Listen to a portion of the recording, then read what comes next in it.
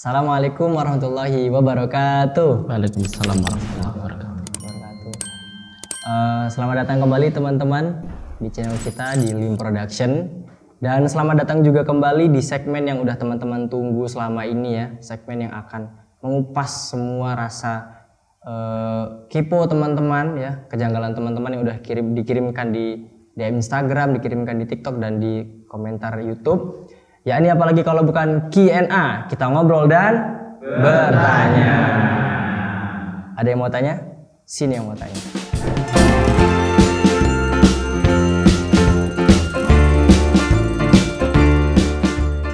Oke, seperti biasa kita akan selalu mendatangkan narasumber ya. Jadi saya tuh tidak selalu sendiri. Karena setiap segmen Q&A kita akan mendatangkan narasumber yang tentunya Masya Allah sekali ya. Dari season pertama sampai sekarang ini. Dan di saat ini saya ditemani oleh beliau luar biasa sekali beliau ini ya. Karena saya pribadi ngefans dengan beliau. Dari berbagai event saya melihat beliau itu sangat menginspirasi sekali, terutama untuk teman-teman yang aktif di bidang Basu Masail. Beliau adalah Bapak Ustadz Muhammad Ihsanuddin Ishaq. Assalamualaikum Mbak. Waalaikumsalam warahmatullahi wabarakatuh. Mungkin bisa diceritakan kegiatan sehari-hari selama di Pondok Pesantren Lirboyo ini? Kegiatan kami di Pondok Pesantren Lirboyo tentu kita masih menjalankan khidmah kita kepada masyayikh ya, dan semoga kita semua bisa mendapatkan barokah doa-doa beliau. Amin amin amin amin. Jadi kita setiap hari ya menjalankan aktivitas program-program yang digalakkan oleh LBM Lajnah Basul Masail seperti musyawarah, kemudian kajian-kajian ilmiah, dan juga mengajar di Mahat Ali semester 3-4. Oke. Dan beliau ini luar biasa ya teman-teman. Sedikit saya ceritakan atau saya tampilkan profil beliau. Jadi beliau itu asli dari Pati ya. Asli dari Pati Pak ya? Iya, asli Pati. Jawa Tengah. Walaupun kemarin Pati sedikit ada viral yang sedikit tidak enak ya Pak ya? Daerah Sukolilo ya. Iya. Kemudian riwayat pendidikan beliau menyelesaikan pendidikannya di Lirboyo. Jadi tamat di Madrasah Hidayatul Mutadin Lirboyo itu tahun 2015 Pak ya? Iya. Berarti angkatan Arisna begitu. Dan beliau juga aktif menulis ya. Ada 2 karya beliau yang menurut saya luar biasa sekali, dan yang paling best seller itu adalah Hitam Putih Bid'ah cetakan Lirboyo Press Pak ya. Jadi buat teman-teman yang nanti ingin mengulik hal-hal yang sering dikatakan ini bid'ah, ini bukan, ini sesat apa segala macam, itu sudah beliau jelaskan secara detail di bukunya Hitam Putih Bid'ah. Selain itu juga ada buku yang lain, yakni Mengintip Lauh Mahfud cetakan dari Elhan Press. Dan ini yang paling buat saya bangga ya. Jadi beliau ini adalah dosen saya di Mahat Ali, dan hari ini lumayan menjadi momen yang berharga buat saya bisa berbincang lebih banyak dengan beliau. Kalau begitu kita mulai saja Pak ya, tanya jawab kita dari pertanyaan yang sudah teman-teman kirimkan. Oke, kalau gitu karena beliau sudah siap dan kita semua sudah siap, mari kita dengarkan jawaban dari pertanyaan-pertanyaan yang sudah teman-teman kirim. Dan Q&A kita mulai. Oke. Jadi pertanyaan yang pertama ini dari Hubbil Walidaini. Jadi pertanyaannya adalah, hukum cek kodamin. Nah itu kan kemarin itu marak sekali Pak ya di live TikTok, yang misalnya Fatur ada, ternyata kodamnya macan. Ada yang kodam itu kodam seblak ya. Ada kodam lagi kapal laut dan sebagainya. Nah sebenarnya hukum cek kodam itu bagaimana Pak? Dari kacamata fikih terutama. Baik. Jika memang ini adalah sebuah hal yang realita, artinya mereka benar-benar bisa gitu ya, bukan pura-pura atau penipu, kita tidak membahas itu. Kalau memang benar-benar bisa gitu ya, maka ini bagian dari khawarikul adat, hal yang di luar dari kebiasaan kemampuan manusia. Dan khawarikul adat dijelaskan dalam kitab-kitab salaf seperti kitab Bughiyah dan lain sebagainya. Ada beberapa macam, ada pilihan, ada yang legal dan ada yang ilegal. Termasuk khawarikul adat yang boleh itu seperti mukjizat para nabi gitu ya. Kemudian ada irhas, kemudian ada maunah dan karomah. Maunah dan karomah. Kalau karomah itu oleh para wali, kalau Maunah itu orang-orang alim, orang-orang mukmin, orang-orang yang soleh. Dan itu tidak masalah kalau perinciannya seperti itu. Kemudian tapi kalau khawarikul adat itu muncul dari istidraj atau yang lainnya, sihir dan lainnya, maka itu hukumnya haram gitu ya. Istidraj itu apa, Pak? Jadi sebuah khawarikul adat yang muncul dari viyadil fasik, dari orang-orang fasik gitu ya. Orang-orang fasik. Maka terkait paranormal seperti dijelaskan oleh para ulama seperti Syekh Zakaria Al-Ansari dalam kitab Hurarul Bahiyahnya menjelaskan seorang paranormal itu bisa legal ya ketika memenuhi beberapa syarat. Pertama adalah harus mutasari, khairan mutasarian, harus benar-benar orang yang taat agama, menjalankan faraid dan tidak melakukan hal-hal yang menyebabkan fasik gitu ya. Yang kedua, dia harus mendapatkan mujiz yang terpercaya. Orang yang memberikan ijazah. Orang yang memberi ijazah yang terpercaya. Dia artinya dia memiliki guru yang memberi ijazah dia untuk melakukan cek khodam misalnya itu. Karena ini termasuk isti'anah bi alwah ardiyah atau meminta tolong kepada roh-roh gitu ya. Meminta tolong kepada roh-roh ini diperbolehkan dengan syarat satu tadi, dia yang melakukan orang yang mutasari, orang yang menjalankan syariat. Kemudian yang kedua, dia mendapatkan ijazah dari guru yang terpercaya. Dan yang ketiga, mantra yang digunakan itu harus bisa dimengerti maknanya. Ya. Begitu. Ya. Dan mantra yang digunakan itu tidak mengandung unsur-unsur syirik atau unsur-unsur yang terlarang. Gitu ya. Jadi syarat-syarat ini harus terpenuhi. Dan syarat terakhir yang disampaikan oleh Syekh Zakaria Al-Ansari, tidak boleh memunculkan doror, bahaya kepada orang lain. Gitu ya. Kalau fa'inin tafa hadis surut, ahadun min hadis surut, maka yahrum. Kalau tidak ada satupun dari syarat ini, maka hukumnya haram. Jadi cek khodam itu maka kita pilah. Kesimpulannya ini. Kalau memang itu dari orang yang menjalankan syariat, orang yang memang legal, ya tidak apa-apa. Tapi kalau itu dilakukan oleh orang-orang yang cara melakukan cek khodamnya itu tidak bertentangan dengan syarat, maka hukumnya haram. Oh begitu, berarti akan dihukumi legal seperti itu ketika memang paranormalnya atau si pemilik akun cek khodam ini memang lulus lisensi lah begitu, Pak ya? Betul, lulus lisensi paranormal gitu ya. Jadi itu ya, jadi paranormal itu ada syaratnya loh teman-teman ya, nggak asal sebul-sebul, nggak asal mantra-mantra, dan mantranya pun tadi harus memang yang harus bisa legal, dimengerti ya. Harus bisa dimengerti maknanya. Terkait mantra itu apakah harus dimengerti maknanya? Ini sebenarnya khilaf para ulama. Imam Al-Ghazali juga mengarang kitab Perdukunan, Aufak namanya itu ya. Kalau itu, dan beliau berpendapat kalau memang mantra itu tidak bisa dimengerti maknanya, tapi dari mujiz yang terpercaya itu tidak masalah. Oh begitu ya. Walaupun pendapat ini ditentang beberapa ulama yang tetap mensyaratkan harus dimengerti maknanya. Dia. Ya. Karena apa? Qaid-qaid ini diperlukan untuk menghindari hadis Rasulullah yang diriwayatkan oleh Imam Muslim, man ata arrafan au kahinan fasa'alahu an syai'in fasaddaqahu ya lam tuqbal sholatuhu arba'ina yauman. Jadi orang yang mendatangi arraf itu orang yang memprediksi bukan memprediksi, orang yang mengatakan kalau dia mengetahui masa lampau. Meramal masa lampau, dari masa lampau. Kalau kahin itu mengakui mengetahui masa akan datang. Oh iya. Jadi itu bedanya araf dan kahin di situ. Kalau araf itu lebih ke masa zaman madi, zaman sudah lampau. Kalau kahin itu masa yang akan datang. Ini termasuk dukun-dukun yang tidak diperbolehkan, araf dan kahin itu.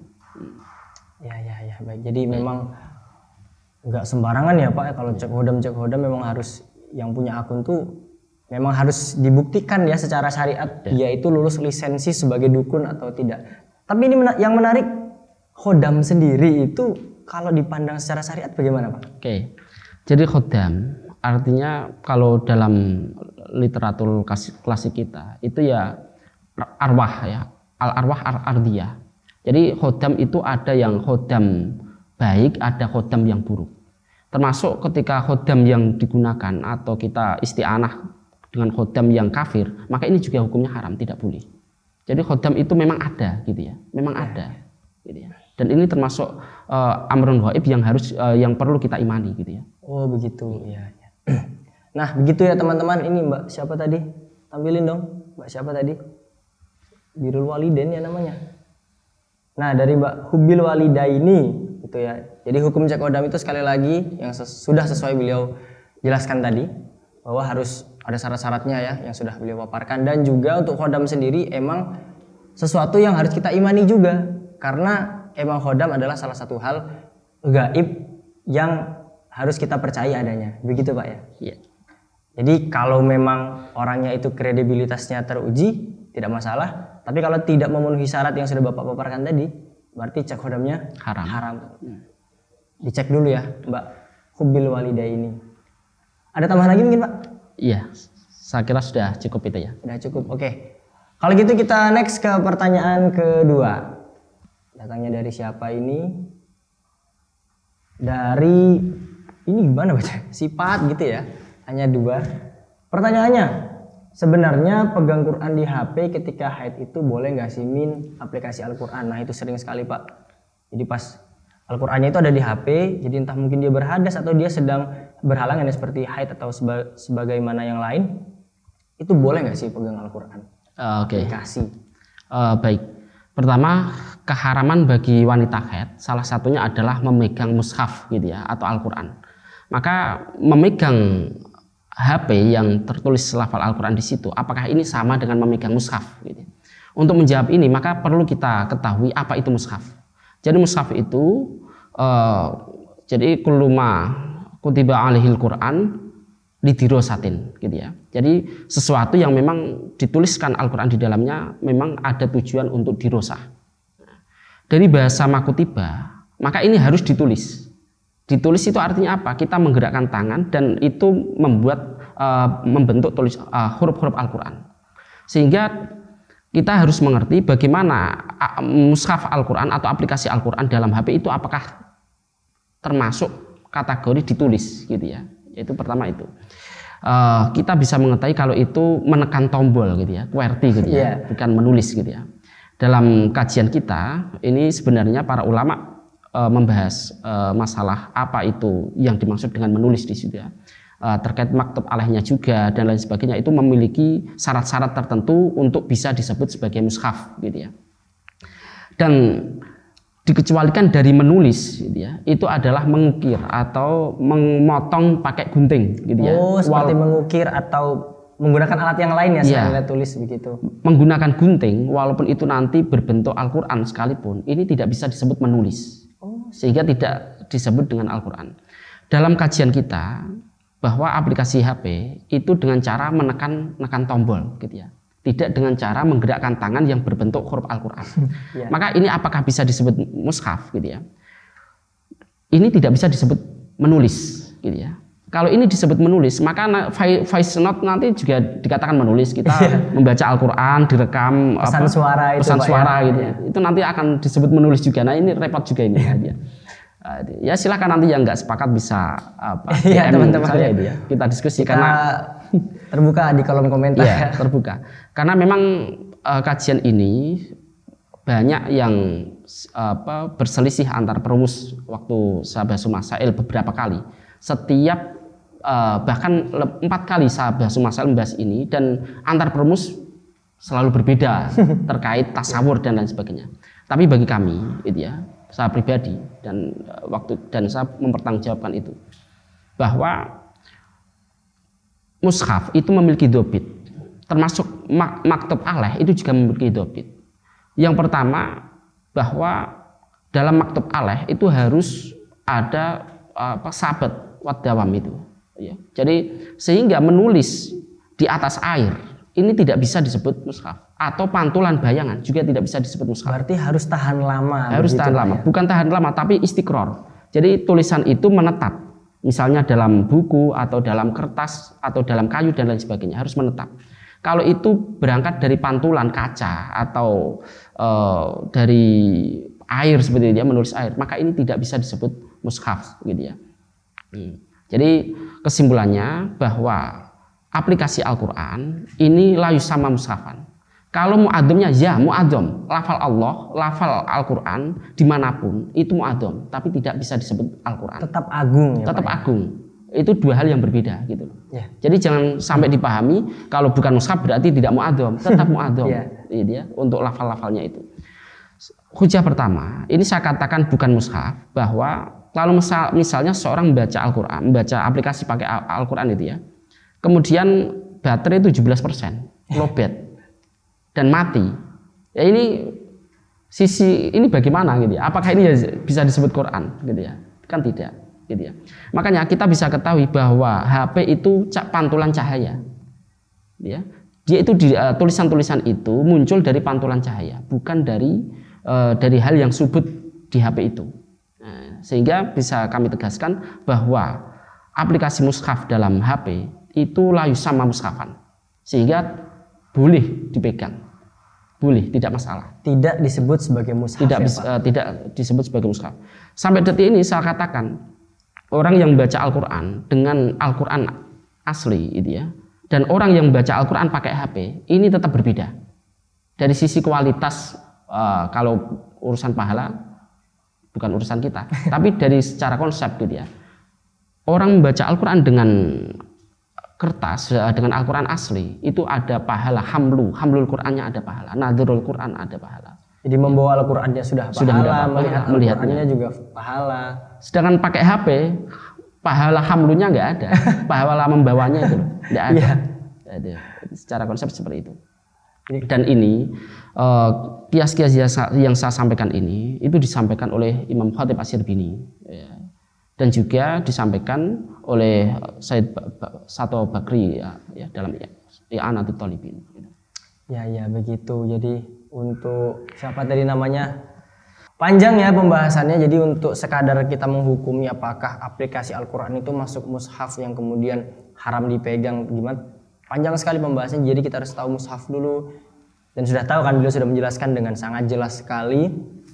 Dan dengan kesimpulan bahwa aplikasi Al-Quran itu tidak termasuk dalam mushaf ya, Pak. Jadi ada dua dobit itu ya. Yang pertama terkait makutiba gitu ya. Yang kedua qasdudirosah. Dua ini untuk yusama mushafan harus ada dua ini gitu ya. Ada qasdudirosah, tujuan untuk dibaca itu, dan juga ditulis. Nah itu ya. Dan maktub alaih syaratnya ya kulluma kutiba alil khat. Di situ kalau kita baca dalam i'anahnya itu dalam bujerumnya wadhabitul maktub alaih kulluma sabata alaihi al khat. Kulluma sabata alaihi al khat itu ya.